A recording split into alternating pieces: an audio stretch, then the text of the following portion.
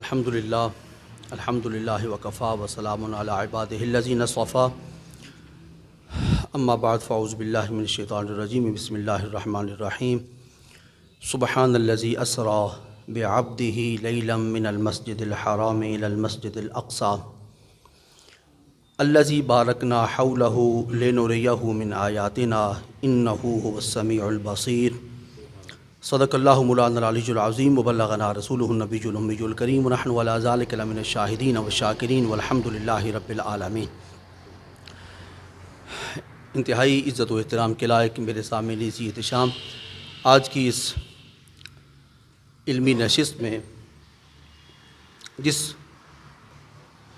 عظیم واقعہ اور عظیم معجزہ اور اللہ کی قدرت کاملہ کا ذکر کرنا چاہتا ہوں، دنیائے اسلام میں اسے معجزہ معراج مصطفیٰ کریم صلی اللہ علیہ وآلہ وسلم سے یاد کرتی ہے۔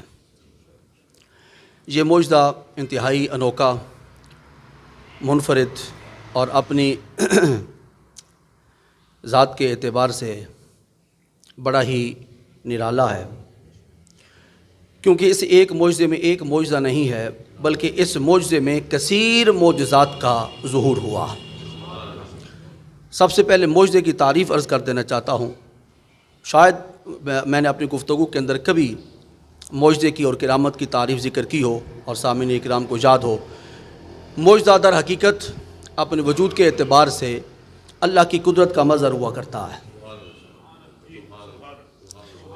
ایسے ہی کرامت بھی اپنے وجود کے اعتبار سے در حقیقت اللہ کی قدرت ہے۔ اس کا ظہور اللہ کریم براہ راست فرمائیں اپنی قدرت کا تو وہ قدرت الہیہ ہے۔ اپنی قدرت الہیہ کا ظہور اللہ کریم کسی نبی اور رسول کے ہاتھ پہ ظاہر فرمائیں، معجزہ ہے۔ نبی اور رسول کے علاوہ اپنی قدرت کا اظہار کسی اور بندے جسے اللہ کریم نے اپنا مقرب بنا رکھا ہو، ولی بنا رکھا ہو، اس کے ہاتھ پہ ظاہر ہو، یہ کرامت ہے۔ بس اب دیکھیے، نبی کا رسول کا معجزہ ہو، پیچھے کیا ہے؟ اللہ کی قدرت۔ اللہ کی قدرت کے سوا کچھ بھی نہیں ہو سکتا، کیونکہ قادر مطلق وہ ہے، ان اللہ علی کل شیء قدیر ہے۔ نبی اور رسول اور ولی از خود کوئی کرامت ظاہر کرنا چاہیں، خود کوئی معجزہ ظاہر کرنا چاہیں، ایسا نہیں کر سکتے۔ ہمارے عقائد کے اندر لکھا ہوا ہے، از خود کچھ نہیں کر سکتے۔ ہاں، ان کا اللہ کریم کی بارگاہ اقدس کے اندر مقام اور مرتبہ یہ ہے کہ جس وقت انہیں کسی ایسے کام کی ضرورت پیش آتی ہے کہ اس کے بغیر ان کی صداقت لوگوں کے دلوں کے اندر جاگزی نہیں ہوتی، تو ان کی بات کو مضبوط اور مستحکم کرنے کے لیے اور ان کے دعوے کی دلیل کے طور پر اگر یہ ذات نبی اور رسول کی ہوتی ہے، ان کے ہاتھ پہ قدرت معجزہ بن کے ظاہر ہوتی ہے۔ واضح ہوگی بات؟ کرامت کی بھی سمجھ، کرامت بھی یہی ہے۔ اور کرامت ولی کی اپنی ذات کو منوانے کے لیے نہیں ہوتی۔ ولی اپنی ذات نہیں منوانا چاہتا ہوتا، جیسے نبی اپنی ذات نہیں منوانا چاہتا ہوتا، اپنا منصب منوانا چاہتا ہوتا ہے۔ نبی ذات کا پجاری نہیں ہوتا کہ میری ذات کی پوجا کی جائے، مجھے مانا جائے، وہ نہیں کہتا۔ وہ کہتا ہے مجھے سچا مانو، اور مجھے سچا مان کے اس کو سچا مانو جس نے مجھے سچا بنا کے دنیا کے اندر بھیجا ہے۔ ایسے ہی ولی اپنی ذات کا پجاری نہیں ہوتا کہ اپنی ذات کو وہ منوانے کے لیے کہ مجھے ولی مانے، مجھے ولی والے نہیں، ولی کا یہ مقام نہیں ہوتا۔ ولی تو اپنی ولایت کو چھپاتا ہے، اس کی عبادت، اس کی ریاضت اور اس کی اللہ کی بارگاہ اقدس کے اندر جو مجاہدہ ہے، اس کی بنیاد پر جو اللہ کریم نے اسے ولایت کا مقام عطا کیا ہے، یہ ولی اس کو چھپاتا ہے۔ لیکن جس وقت اس ولی کے وجہ سے لوگ اللہ کی ذات سے متنفر ہونے لگتے ہیں، تو پھر اللہ کریم اس کے ہاتھ پہ کسی نہ کسی کرامت کا ظہور فرما دیتا ہے، وہ در حقیقت اللہ کی قدرت ہی ہوتی ہے۔ حضرت مریم سلام اللہ علیہا کے پاس بغیر موسم کے پھل آیا کرتا تھا کہ نہیں آتا تھا؟ حضرت زکریا اللہ کے نبی ہیں، وہ ان کے حجرہ مبارکہ کے اندر، عبادت خانے کے اندر جس وقت تشریف لے کے آیا کرتے تھے، کلما دخل علیہا زکریا المحراب وجد عندہا رزقا۔ جی، اور حضرت مریم کی کفالت کس کے ذمہ ہے؟ حضرت زکریا کے۔ جب حضرت زکریا کے کفالت ذمہ ہے تو جو کچھ لا کے دینا ہے کھانے پینے کے لیے وہ کون لے کے آئے گا؟ حضرت زکریا لے کے آئیں گے۔ اور عفت مآب خاتون ہے، باہر نکلنے کے لیے تیار نہیں ہے اور کوئی اس کے حجرے کے اندر آ نہیں سکتا، تو پھر رزق کون دے جاتا ہے؟ یہی تو سوال پیدا ہوا حضرت زکریا علیہ السلام کے من میں، تو پوچھا انا لک ھذا، اے مریم میں دروازہ بند کر کے جاتا ہوں، کوئی باہر سے اندر آتا نہیں ہے، تو باہر جاتی نہیں ہے، میں جب آتا ہوں بے موسم رزق اور پھل تیرے پاس موجود ہوتا ہے، انا لک ھذا، یہ کہاں سے آتا ہے؟ قالت ہوا من عند اللہ، اللہ کی طرف سے آتا ہے، یہ اللہ بھیجتا ہے۔ کیسے بھیجتا ہے اس کے ساتھ غرض نہیں ہے، ایسے ہی بھیجتا ہے جیسے بند انڈے کے اندر پنپنے والے چوزے کو رزق عطا کرتا ہے، آکسیجن مہیا کرتا ہے۔ بڑا مضبوط کلا ہے نا انڈے کا، ہے نا کلا، اندر ہوا جاتی ہے، آکسیجن اندر جاتی ہے، سورج کی روشنی اندر جاتی ہے، اس انڈے کے بند خول کے اندر چوزا جو پنپ رہا ہے اسے رزق کون دیتا ہے؟ اسے آکسیجن کون دیتا ہے؟ سورج کی شعائیں اسے کون پہنچاتا ہے؟ جو وہاں پہنچانے پہ قادر ہے، بند کمرے کے اندر مریم کو بھی بے موسم رزق عطا کر سکتا ہے۔ اللہ فرماتا ہے۔ اب میں اسی کرامت پہ بات نہیں کرنا چاہتا، آگے بڑھتے ہیں، کسی اور بھی منزل کی طرف ہم نے جانا ہے۔ تو نبی کے لیے اللہ کریم اس کی تائید کے لیے معجزات کا ظہور فرماتا ہے۔ تو یہ سفر معراج بھی ایک معجزہ ہے، سفر معراج بھی، جس کا ذکر قرآن مجید فرقان حمید کے 3 مقامات پر ملتا ہے۔ 2 مقامات پر سورہ بنی اسرائیل شریف میں جو 15 پارے میں ہے، اور ایک سورہ النجم میں۔ سورہ النجم کے اندر 18 آیات واقعہ معراج کو بیان فرما رہی ہیں،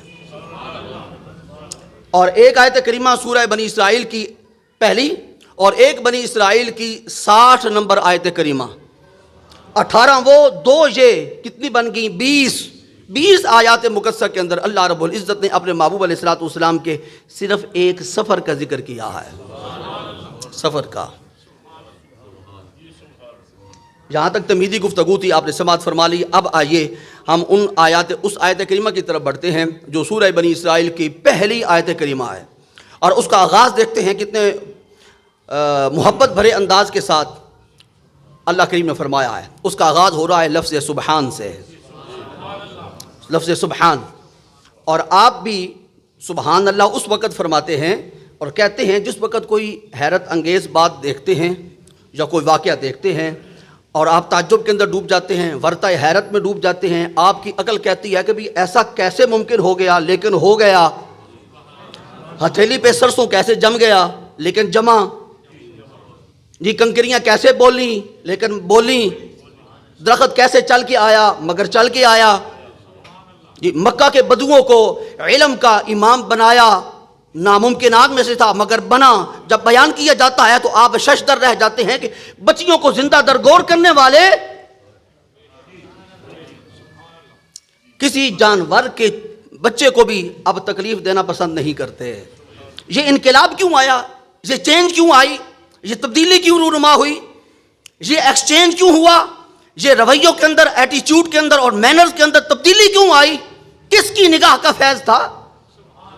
تو جب یہ آپ کے سامنے بیان کیا جاتا ہے آپ کہتے ہیں ایک طرف تو تصویر کا یہ رخ ہے کہ اپنے ہاتھوں سے بچیوں کو زندہ درگور کرنے والے، اور ایک تصویر کا دوسرا خوبصورت ترین رخ یہ ہے کہ چڑیا کے گھونسلے سے اگر کوئی بچہ اٹھا کے لایا جاتا ہے، حکم ہوتا ہے واپس جا کے پہنچاؤ، آؤ، وہ واپس جاتا ہے اور چڑیا کے اس بچے کو چڑیا کے گھونسلے کے اندر پہنچا کے آتا ہے۔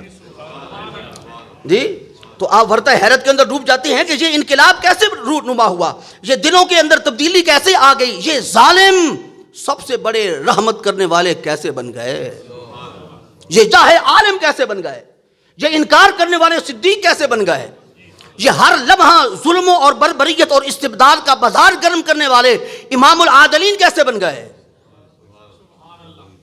یہ حبشے سے آنے والا کالا بلال کعبے کی چھت پہ کیسے چڑھ گیا، اور اس کی زبان پر تو کبھی اللہ کا لفظ آیا نہیں تھا، اب جب بولتا ہے کہتے ہیں اشہد ان لا الہ الا اللہ۔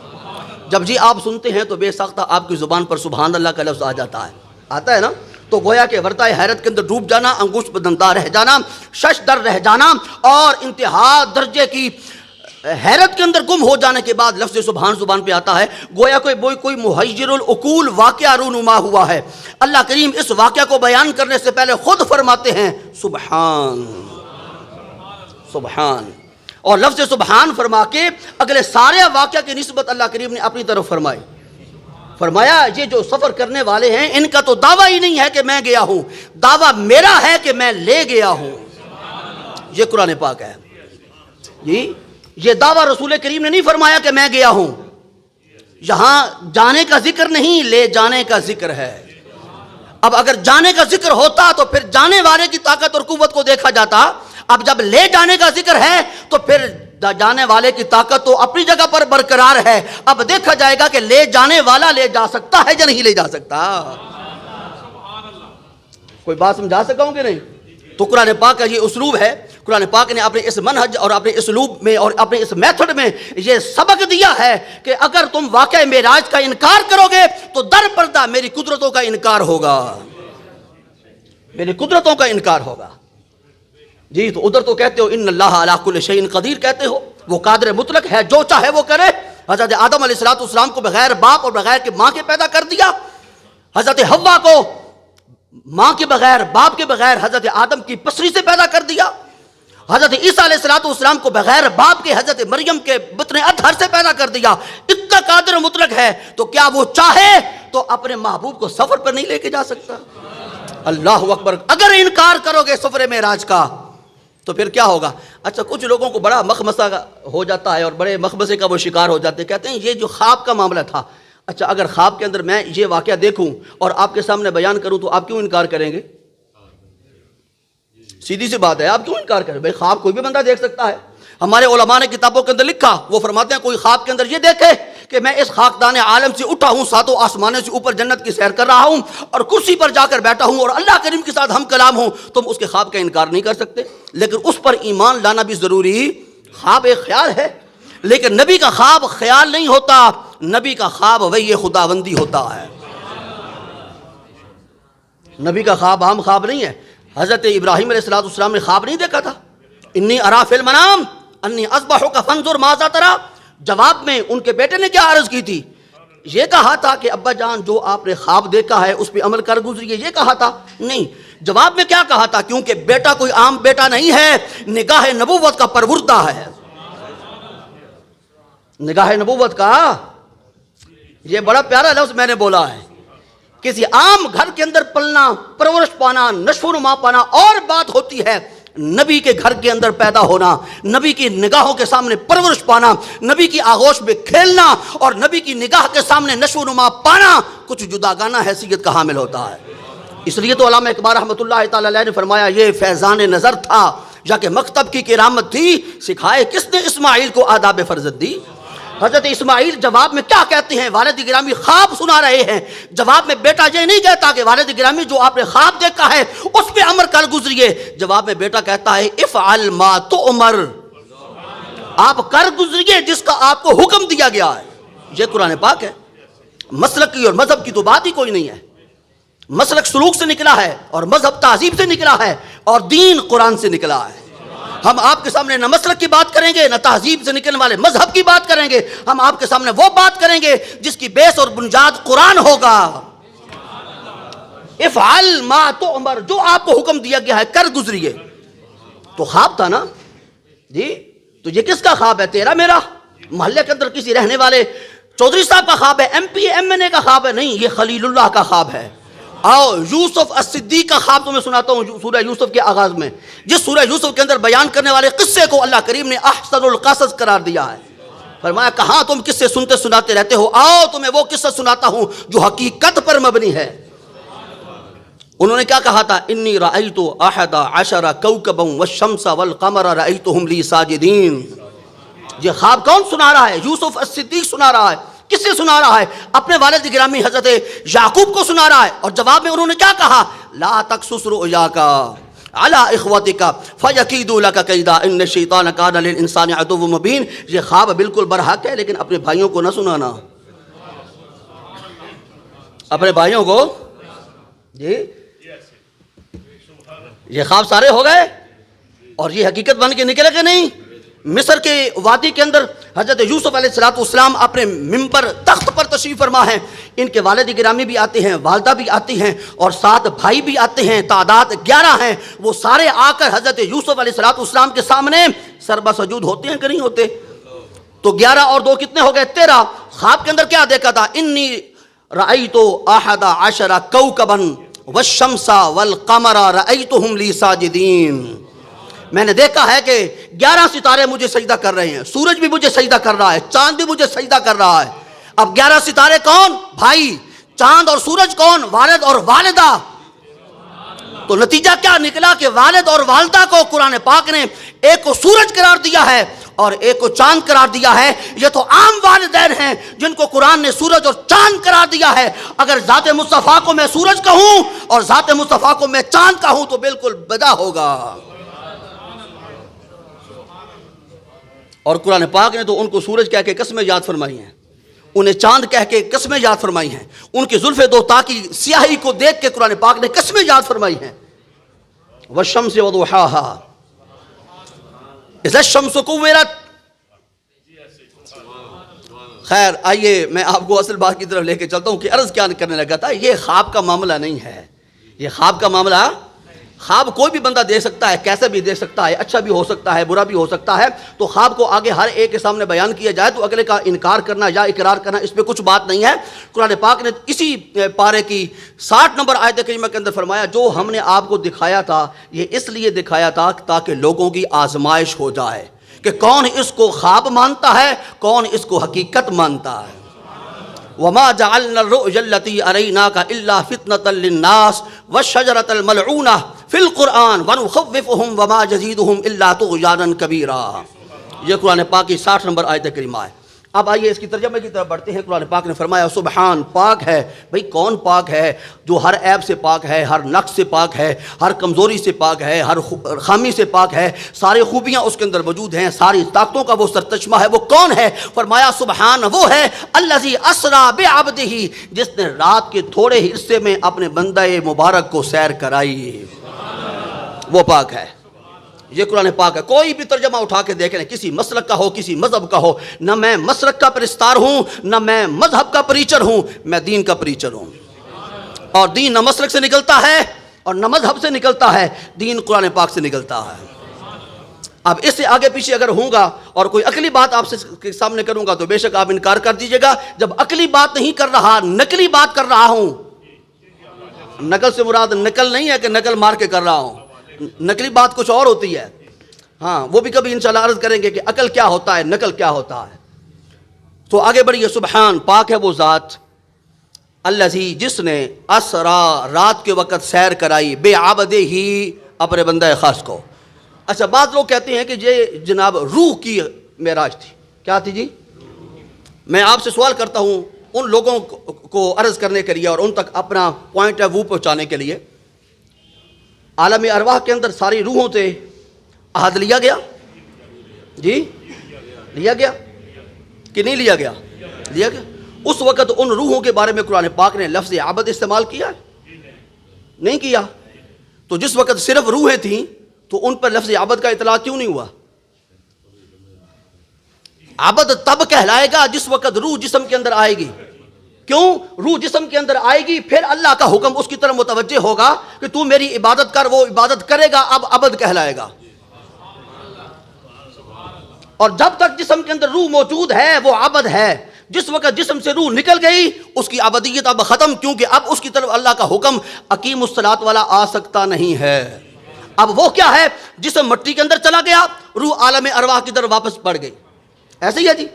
اب اس کو عبد نہیں کہہ سکتے۔ تو عبد کا ایک خاص ٹینور ہے، روح کے جسم کے اندر آنے اور روح کے جسم سے تعلق منقطع کرنے کے درمیانی جو کیفیت ہے اس وقت تک بندہ عبد ہے۔ اگر یہ صرف روح کو معراج تھی تو پھر یہاں پر ہونا چاہیے تھا سبحان الذی اسریٰ بروحہ، یہاں بھی روح ہی ہونا چاہیے تھا۔ یہ لفظ کیوں استعمال فرمایا اللہ کریم نے؟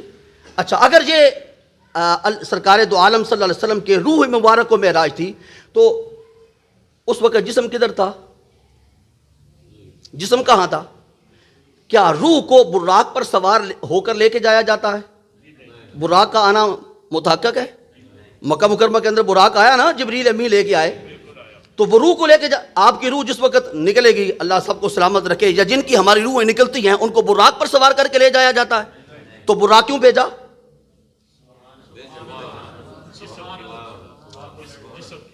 کوئی اوپر رینٹ ایک کار تو نہیں ہے نا کہ آج یہ خالی کھڑا ہوا ہے، جبریل تو جا رہا ہے اس کو ساتھ دیتا جا. جبریل اس پہ چڑھ کے نہیں آئے، جبریل اس پہ سوار ہو کے نہیں آئے، اور وہ ایسا براق تھا جس پر اس سے پہلے بھی کوئی سوار نہیں ہوا. اب تو کس نے سوار ہونا ہے؟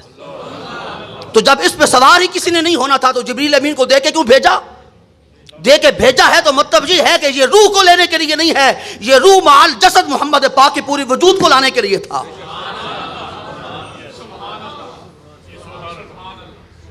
یہ کوئی عقلی بات بھی ہمارے سمجھ میں بات آتی ہے کہ نہیں آتی؟ ایک سروینٹ کو بھیجا جائے، میں جبریل امین کو سروینٹ نہیں کہہ رہا، لیکن اللہ کے ہاں وہ سروینٹ ہی ہے. اللہ کے نزدیک کسی کی کیا حیثیت ہے؟ وہ جسے چاہے حیثیت عطا فرمائے، جسے چاہے وہ وَتُعِزُّ مَن تَشَاءُ وَتُذِلُّ مَن تَشَاءُ بِيَدِكَ الْخَيْرُ تُؤْتِي الْمُلْكَ مَن تَشَاءُ وَتَنزِعُ الْمُلْكَ مِمَّن تَشَاءُ. جسے چاہے مملکت عطا فرمائے، جسے چاہے مملکت چھین لے، اور جسے چاہے ایسی مملکت عطا کرے کہ سارے بادشاہ اس کے دروازے پر درجوزہ گری کرتے رہے. کبھی میں آپ کو سناؤں گا کہ اللہ کے نبی کیسے کیسے گزرے ہیں جن کو اللہ کریم نے سلطنتیں اور بادشاہتیں عطا فرمائی ہیں. حضرت سلیمان علیہ السلام کو اللہ تعالیٰ نے ایسی سلطنت عطا فرمائی تھی کہ جو ان کے گھروں کی دیواریں تھی وہ بھی سونے اور چاندی کی اینٹوں کی بنی ہوئی تھی. قرآن پاک بیان فرماتا ہے. ہمارے ہاں کوئی لینڈ لارڈ ہو تو وہ سونے کو اندر چھپا چھپا کر رکھے گا. حضرت سلیمان علیہ السلام نے اپنے گھوڑوں کے استبل کے جو دروازے اور اینٹیں تھیں، جو دیواریں تھیں، ان کو بھی سونے اور چاندی کے ساتھ بنوا کے بتا دیا ان سونے چاندی کی ہمارے ہاں کوئی ویلیو وقت اور ان کو ہم کچھ نہیں سمجھتے. جی رحمت کائنات صلی اللہ علیہ وآلہ وسلم مدینہ منورہ کے اندر مسجد نبوی شریف میں نماز پڑھانے کے لیے تشریف لائے. حضرت بلال حبشی نے اقامت کہہ دی. آپ تکبیر اولا فرمانے کے لیے اپنے دست مبارک کو بلند فرما چکے تھے تو ہاتھ مبارک پھر نیچے کر لیے نماز کے آغاز سے پہلے ہی، اور لوگوں کی صفوں کو چیرتے ہوئے آپ اپنے کاشانہ اقدس کے اندر تشریف لے کے گئے اور تھوڑی دیر کے بعد واپس آئے اور آ کر نماز پڑھائی. صحابہ کرام کے دلوں کے اندر یہ خیال تھا کہ کبھی آپ نے ایسا کیا نہیں ہے اور وضو بھی آپ نے نہیں فرمایا، تو پھر آپ تشریف لے گئے، پھر واپس آئے، ایسا ہوا کبھی نہیں ہے. عرض کی یا رسول اللہ یہ کیا واقعہ ہوا ہے؟ فرمایا میں جب نماز پڑھانے لگا تو مجھے خیال آیا کہ آج ہی کچھ سونے کی تھوڑا سا ٹکڑا میرے گھر کے اندر آ کے پڑا ہوا تھا اور وہ میں نے صدقہ و خیرات کرنا تھا، میں نے مناسب نہیں سمجھا کہ وہ پڑا رہے اور میں اللہ کی عبادت میں مصروف ہو جاؤں. اسے اٹھایا، فرمایا میں گیا تھا اور اسے اٹھایا اور جا کے خیرات کیا ہے. خیرات کرنے کے بعد آ کے میں تمہیں نماز پڑھانے لگا ہوں تاکہ میرے دل کے اندر اس پیسے کی جو کسی کا ہے اس کا بھی دھیان نہ آئے، دل کے اندر دھیان آئے تو صرف اللہ کی ذات کا ہے. تو یہ پیسوں کو دور کرنے والے ہیں. مکہ والوں نے کیا کہا تھا؟ مکہ والوں نے یہی کہا تھا کہ محمد پاک اور جناب ابو طالب کے ذریعے کہا تھا، جناب ابو طالب کے ذریعے. اور میرے دل کے اندر جناب ابو طالب کی بڑی وقت ہے، بڑا احترام ہے. ان کے ایمان پر میں باس کبھی بھی نہیں کرتا، نہ کروں گا. ایمان دینا نہ دینا، ہدایت دینا نہ دینا، یہ اللہ کی مرضی ہے. لیکن جہاں تک خدمت کی بات ہے، ابو طالب نے اس زمانے میں خدمت کی ہے جس زمانے میں ابو بکر بھی محمد پاک کی خدمت نہیں کر سکتا تھا. اور جناب ابو طالب رسول کریم صلی اللہ علیہ وآلہ وسلم کے کمالات اور آپ کے معجزات قبل از اعلان نبوت جو تھے ان کی بھی قائل تھے. اپنے بیٹوں سے کہا کرتے تھے اے میرے بیٹو اگر پیٹ بھر کے کھانا چاہتے ہو تو محمد پاک کا انتظار کرو. جب وہ دسترخوان پہ آ کے بیٹھ جاتے ہیں تھوڑے کھانے میں اللہ کریم ایسی برکت ڈال دیتے ہیں کہ وہ تھوڑا کھانا زیادہ کے لیے کافی ہو جاتا ہے. یہ جناب ابو طالب ہے. جی تو مکہ والے نے ان سے کیا کہا تھا کہ اپنے بھتیجے کو کہو ہمارے بتوں کو برا بھلا کہنا صرف چھوڑ دے اور اس کے بدلے میں جتنا پیسہ چاہتا ہے ہم لا کے دینے کے لیے تیار ہیں. عرب کا منتخب حسن خاتون کی شکل میں جس عورت کی طرف اشارہ کرے گا ہم اس کے ساتھ نکاح کر دیتے ہیں. اور اگر یہ یتیم ہے انہیں کیا پتا کہ یہ یتیم نہیں ہے، یتیموں کے سروں پہ ہاتھ رکھنے والا ہے. یتیم رکھنے میں بھی ایک حکمت تھی لیکن علم والوں کو نہیں پتا کہ وہ کیا حکمت تھی. یتیم رکھنے میں حکمت یہ تھی کہ کل جو اس کو یتیم نہ رکھا جائے اس کے والدین کہیں گے ہمارا اس کو پالنے میں احسان ہے. ہم بتا دینا چاہتے ہیں محمد پر ہمارے علاوہ کسی کا کوئی احسان نہیں ہے. اور ہم معاشرے کے اندر ایک ایسی مثال پیدا کرنا چاہتے ہیں دنیا والوں کو بتا کر کہ جس کی تربیت کرنے والا کوئی نہیں نہ ہوتا، وہ محلے کا اوباش بنتا ہے، وہ راندہ درگاہ ہوتا ہے، وہ محلے کے لیے بوجھ ہوتا ہے. ہم محمد پاک کو ایسا آئیڈیل بنائیں گے، اس کی تربیت ہم خود کریں گے، تعلیم ہم خود دیں گے. تاکہ کل کوئی یہ نہ کہے کہ میں نے تربیت کی تھی، میں پالتا رہا تھا، میں پوستا رہا تھا، میں نشو نما ان کی کرتا رہا تھا۔ کسی کا کوئی محمد پاک پہ احسان نہیں ہے، محمد پاک پہ کا ہی ساری دنیا پہ احسان ہے۔ کلمہ دیا کہ نہ دیا؟ کون دے سکتا ہے؟ تو پھر مجھے کہنے دینا کون دیتا ہے؟ دینے کو منہ چاہیے۔ کون دیتا ہے؟ کس نے عرفان دیا اللہ کا؟ توحید کا پیغام کس نے دیا؟ یہ کعبۃ اللہ ان مکہ والوں کے سپرد تھا، اس کا کیا حلیہ بگاڑ رکھا تھا کعبۃ اللہ کا؟ کچھ بت اندر تھے، کچھ بت باہر تھے، کل بتوں کی تعداد 360 تھی۔ 360 بتوں کی اماجگاہ کو قبلہ کعبہ کس نے بنایا؟ جی کوئی نہیں دیتے جی، کچھ نہیں ان کے پاس ہے ہی کوئی نہیں۔ ہاں، دو جہاں کی نعمتیں ہیں ان کے خالی ہاتھ میں۔ میرے عقیدے کی سمجھ آ رہی؟ نہ میں مسلک کا پرستار ہوں اور نہ ہی مذہب کا پابند ہوں۔ میں دو چیزوں کا صرف پابند ہوں، قرآن اور حدیث۔ اس کے مطابق مذہب اور مسلک آ جائے سبحان اللہ، اور اگر اس سے ٹکرا جائے تو پھر مسلک اور مذہب کو السلام علیکم، قرآن اور حدیث کو سر آنکھوں کے اوپر رکھتا ہوں۔ کوئی بات آپ میں سے اٹھ کر مجھے کہے کہ تو یہ قرآن کے خلاف کر رہا ہے یا حدیث کے خلاف کر رہا ہے، میں اسی وقت اپنی گفتگو کو روک کے معذرت کروں گا اور کہنے والے کا شکریہ ادا کروں گا۔ اتنا ظرف رکھتا ہوں الحمدللہ۔ تو انہوں نے کیا کہا تھا؟ مکہ کا منتخب حسن لے لو، ساری دنیا کی پیسہ جتنا چاہیے وہ لے لو، اور جس قبیلے کی سرداری چاہتے ہو ہم اس قبیلے کا تمہیں سردار بنا دیتے ہیں۔ صرف ایک کام کرو، یہ نہیں ہے کہ بتوں کے سامنے سجدہ کرو، نہ، ہمارے بتوں کو برا بھلا کہنا چھوڑ دو۔ صرف ایک کام، یہ تو آسان کام تھا۔ فرمایا اے میرے چچا، میری طرف سے انہیں جا کر پیغام دے دو، یہ تو سارے کام وہ ہیں جو تمہارے بس میں ہیں، میں اگلی بات کرتا ہوں جو تمہارے بس میں نہیں ہے۔ تم اگر ایک ہاتھ پہ سورج کو لا کر، ایک ہاتھ پہ چاند کو لا کر بھی میرے سامنے پیش کر دو، پھر بھی جس بات پر میں مامور کیا گیا ہوں اس کے اندر اتنا برابر بھی فرق نہیں آنے دوں گا جس پہ مامور کیا گیا ہوں۔ اس کو کہتے ہیں استقامت، کیونکہ حکم تھا قرآن پاک کے اندر، یا ایھا الرسول بلغ ما انزل الیک من ربک، آپ تبلیغ فرمائیے، اور تبلیغ کا حق ادا ہوا کہ نہ ہوا؟ اب میں اپنی طرف سے اہل مکہ کو جواب دینا چاہتا ہوں۔ سیٹھی صاحب بڑے دھیان سے یہ جملہ سنیے گا، جنہوں نے کہا تھا کہ ہم پیسہ لا کے تیری پاس رکھنا چاہتے ہیں، جتنا پیسہ چاہیے لے لے، سرداری چاہتے ہو تم لے لو، اور منتخب عرب کا حسن تیرے پاس لا کے رکھ دیتے ہیں، اس کے ساتھ نکاح کر لو۔ کیسے بے وقوف اور احمق قسم کے لوگ تھے، پیسہ اس کو دے رہے ہیں جس کے لیے کل کائنات کو اللہ نے بنایا ہے، پیسے کا لالچ اس کو دے رہے ہیں، لولاک لما خلقت الافلاک، جس کو اللہ کریم نے بنایا ہی اس لیے ہے اور جس کے لیے کل کائنات کو بنایا ہے۔ اور رہ گئی بات حسن کی کہ عرب کا منتخب حسن کسی خاتون کے شکل میں لا کر تمہارے ساتھ نکاح کر دیتے ہیں، بھائی اس کو حسن کی کیا ضرورت ہے؟ یہی تو حسن کا قاسم ہے۔ ان سے بڑھ کر حسین کون ہے؟ ان سے بڑھ کے حسین کون ہے؟ کسی نے کہا تھا، بڑی خوبصورت بات کی تھی، وہ کہتا ہے کہ حسین آدمی کے لیے سب سے بڑا تحفہ آئینہ ہے۔ جن کو سمجھ آ گئی صرف وہ سبحان اللہ کہتے ہیں، تاکہ وہ اس آئینے کے اندر اپنا چہرہ دیکھتا رہے کہ سبحان اللہ۔ تو حسین آدمی کے لیے آئینے کے علاوہ کوئی اور تحفہ، اس سے بڑھ کر اس کے لیے کوئی تحفہ نہیں ہے۔ یہ کچھ جمالیاتی اور ذوقی باتیں ہوتی ہیں، ہر آدمی کا وجدان وہاں پہ نہیں پہنچتا، لیکن جو پہنچ جاتے ہیں کم از کم وہ بول دیا کرے کہ سبحان اللہ کیسی آپ نے بات کی ہے۔ اور اگلی بات پیسے کی بات بھی ہو گئی کہ پیسہ تو ان کے لیے بنایا گیا تھا، سونا ان کے لیے بنایا گیا تھا، انہوں نے اعلان کیا تھا حدیث دکھانے کا میں ذمہ دار ہوں۔ فرمایا لو شئتو، اپنے بارے میں ارشاد فرمایا اگر میں چاہوں لصارت ھذہ الجبال معی ذھبا، یہ اود پہاڑ سونے کا بن جائے اور میرے ساتھ ساتھ چلے، جہاں میں جاؤں یہ ساتھ جائے۔ انہوں نے فرمایا ہے، چونکہ حدیث پاک کے اندر ہے، میں ماننے کے لیے تیار، حدیث سے خارج ہوتا کبھی بھی نہ مانتا کہ سونا کیسے بن سکتا ہے۔ انہوں نے بندوں کو سونا بنایا ہے، بنایا ہے سونا کہ نہیں بنایا؟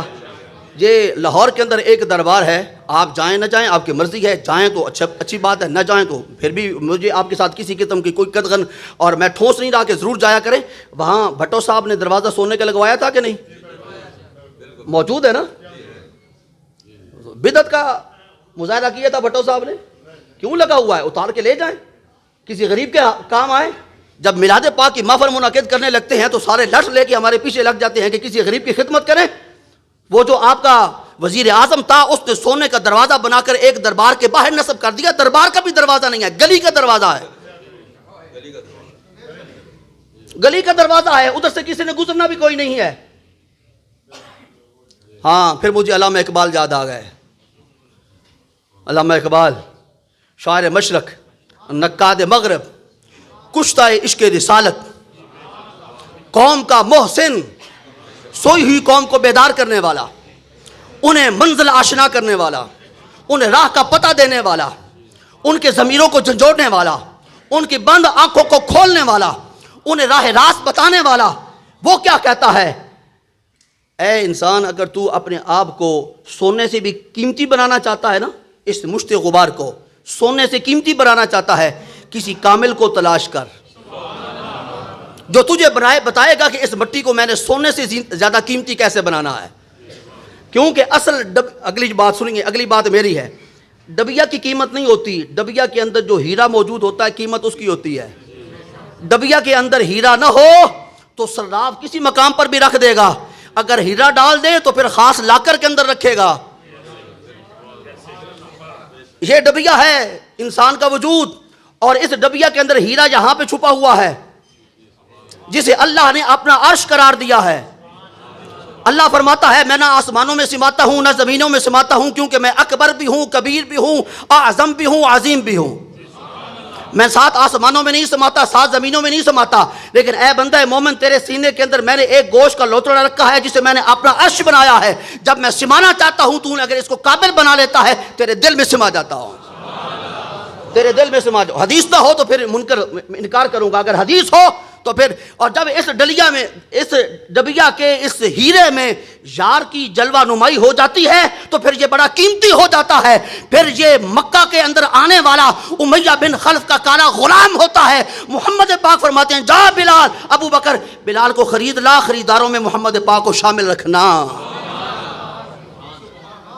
رسول کریم نے ابو جہل کو تو نہیں خریدا, ابو لہب کو تو نہیں خریدا, وہ تو اپنے خاندان کے تھے, اپنے قبیلہ تھے, دونوں آپ کے چچا تھے.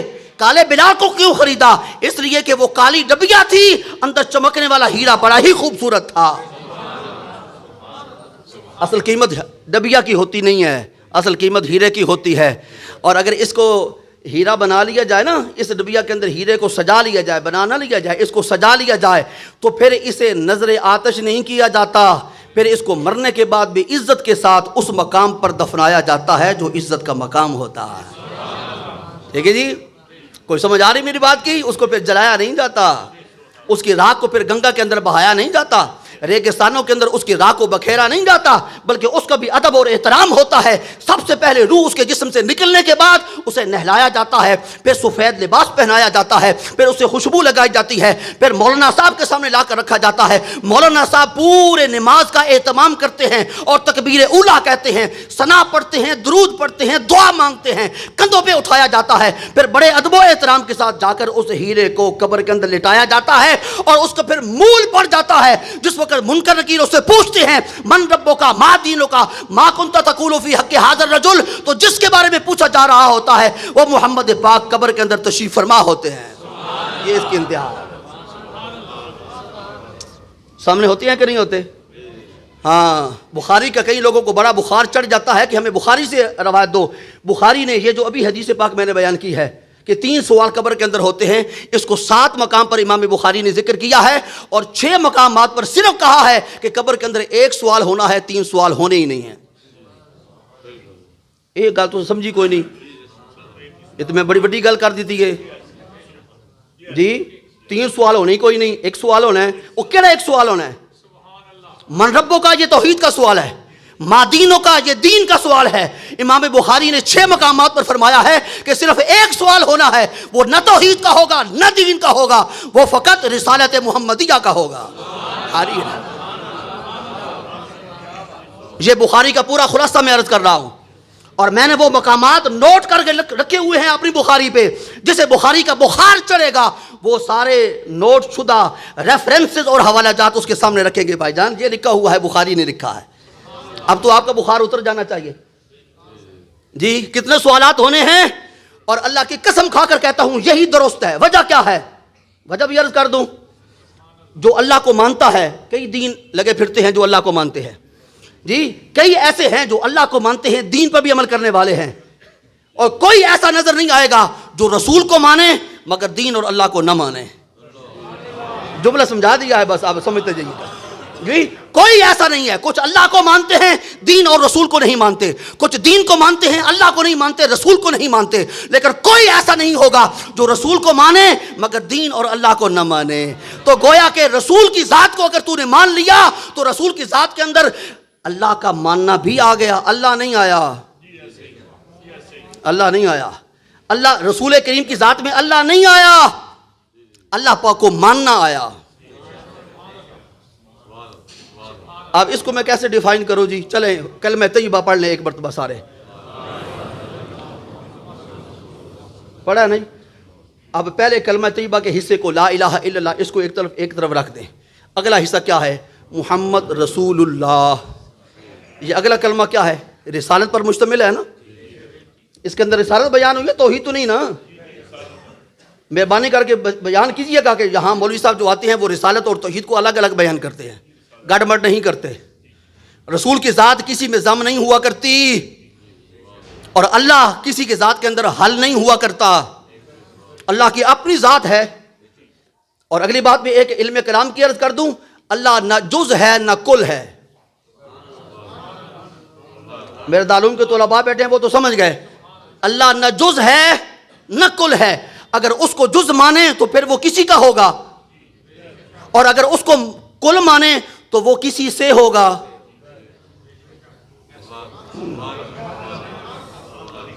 یہ جملہ اگر آپ نے سمجھ لیا نا تو ساری توحید آپ کو سمجھ آ جائے گی۔ بہت باریک بات عرض کر رہا ہوں، اللہ کو اگر جز مانے تو وہ کسی کا ہوگا، اس کا کوئی کل ہوگا جس سے وہ علیحدہ ہوا ہے، اور اگر اس کو کل مانے تو اس کا کوئی ہوگا جو اس سے جدا ہوا ہے۔ نہ وہ کسی سے جدا ہوا ہے نہ اس سے کوئی جدا ہوا ہے، تو اس لیے نہ اللہ کل ہے نہ اللہ جز ہے۔ پھر اللہ کیا ہے؟ اللہ خالق کل ہے، خالق جز ہے۔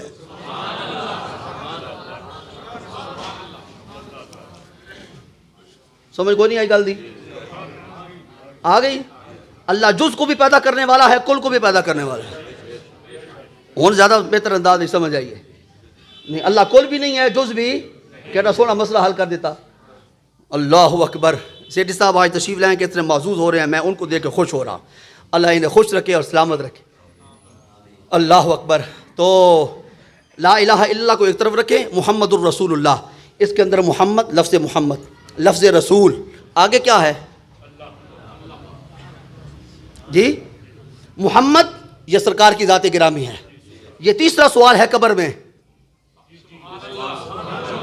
قبر سے نہ نکلیں اور نہ ڈریں، نہ نکلیں قبر سے نہ ڈریں۔ سنیں میں کیا عرض کرنے لگا ہوں، یہ قبر کا تیسرا سوال ہے، اور رسول لے کے کیا آتا ہے؟ دین۔ یہ قبر کا درمیانی سوال ہے، اور کس کا دین؟ اللہ، محمد الرسول اللہ۔ تو کلمہ رسالت میں اللہ کی ذات بھی موجود ہے، گویا کہ اللہ کو ماننا موجود ہے، دین کو ماننا بھی موجود ہے، محمد پاک کو ماننا بھی موجود ہے۔ وما